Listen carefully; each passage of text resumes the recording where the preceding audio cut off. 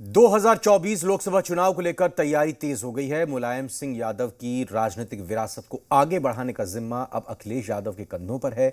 लिहाजा अखिलेश ने केंद्र की राजनीति में कदम रखने के लिए दक्षिण का दांव चला है।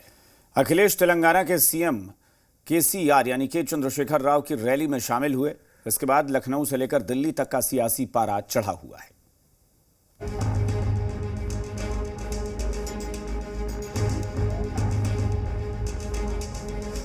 पहले दिल्ली दौरे के दौरान तेलंगाना के सीएम केसीआर से मुलाकात। अब बुधवार को तेलंगाना में केसीआर की रैली में शामिल होकर अखिलेश यादव ने केंद्र की राजनीति के लिए अपने कदम बढ़ा दिए हैं। अखिलेश का संदेश साफ है, यूपी में बीजेपी के बढ़ते कदम को रोकना। सियासत में पुरानी कहावत है, दिल्ली का रास्ता यूपी से होकर जाता है और जिसने यूपी को फतेह किया फिर दिल्ली उसी की।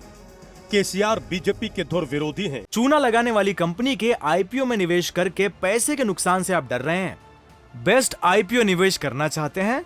फ्रीडम ऐप को डाउनलोड करें, आईपीओ निवेश में एक्सपर्ट बने। और दुश्मन का दुश्मन दोस्त होता है। इसी रणनीति को धार देने के लिए अखिलेश और केसीआर एक मंच पर आए हैं। साउथ से दिल्ली कूच की तैयारी पूरी हो चुकी है। तेलंगाना में केसीआर की पार्टी बीआरएस ने बुधवार को बड़ी रैली की। इस रैली के जरिए केसीआर ने अपनी ताकत का प्रदर्शन किया और इसके लिए कई राज्यों के मुख्यमंत्री और पूर्व मुख्यमंत्रियों को बुलाया गया।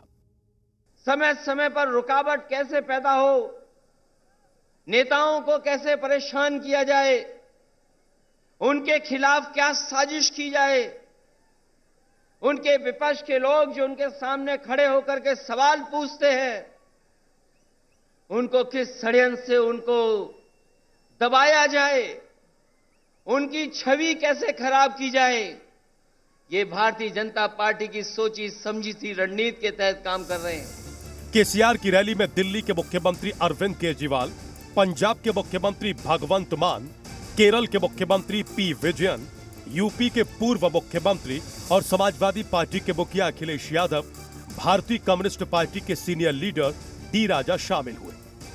अखिलेश यादव के तेलंगाना दौरे पर बीजेपी ने जोरदार हमला बोला।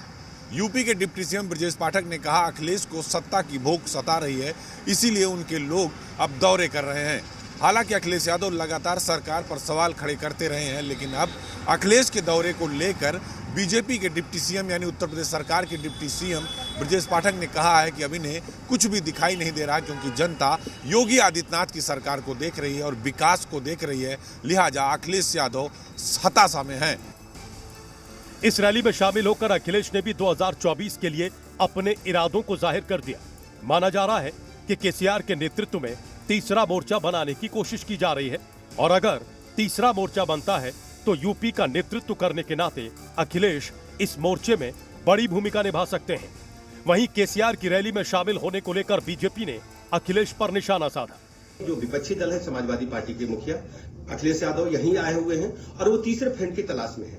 उत्तर प्रदेश की विकास की मुख्य धारा में ले जाने के लिए आदरणीय योगी जी की पूरी ताकत और लगन के साथ लगे हुए हैं। दूसरी तरफ विपक्षी दल लगातार उत्तर प्रदेश में अपनी कुर्सी की भूख को मिटाने के लिए देश के दूसरे हिस्सों में दौड़ रहे हैं। उत्तर प्रदेश की जनता को ध्यान से देखना चाहिए कि उत्तर प्रदेश सरकार आदरणीय योगी जी के नेतृत्व में भारतीय जनता पार्टी पूरी ताकत के साथ उत्तर प्रदेश के चतुर्मुखी विकास के लिए काम कर रही है।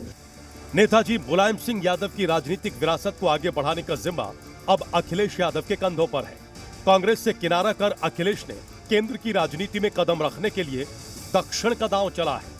अखिलेश का ये दांव कितना कामयाब होगा, ये आने वाला वक्त तय करेगा। ब्यूरो रिपोर्ट, जी मीडिया। चूना लगाने वाली कंपनी के आईपीओ में निवेश करके पैसे के नुकसान से आप डर रहे हैं?